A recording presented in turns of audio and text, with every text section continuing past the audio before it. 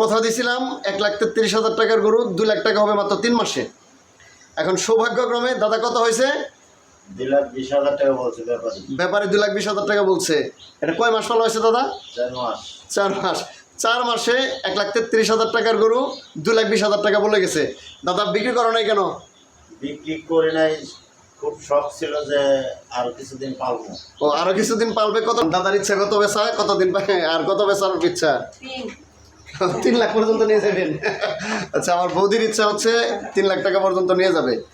এটা 4 মাস আগে কেনার পরে দাদা ইঞ্জেকশন দিছি কয়দিন মোটা তাজাকরণের? মোটা তাজাকরণের ইনজেকশন কয়দিনে? একদিন।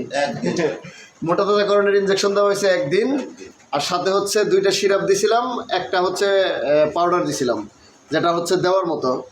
তো এই 4 মাসে 1,33,000 টাকা থেকে 2,20,000 হয়ে গেছে। তার মানে ওখানে হচ্ছে 67,000 আর এখানে 20,000, 87,000 টাকা 4 মাসে বেড়ে গেছে।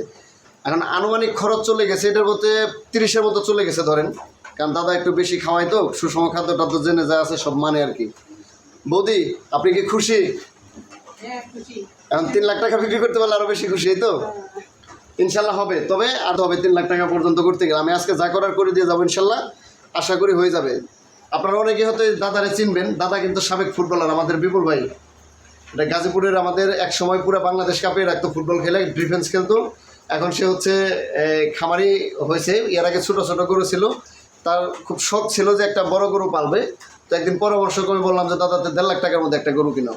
তো পরে ফাইনালি এটা কিনছে, কিন্তু আমার বৌদি খুব একটা খুশি ছিল না বড় গরু কিনাতে। উনি আবার এখন আবার মায়ে পড়ে গেছে, এখন বড় বড় গরুই পালবে আর কি। আচ্ছা, 3 লাখ টাকা বিক্রি করার জন্য আরও 4 মাস লাগবে, সুতরাং 4 মাস আরও পালতে হবে। আমি আজকে নতুন করে ইঞ্জেকশন দিয়ে গেছি, আর মুখে কিছু খাবার দেবো।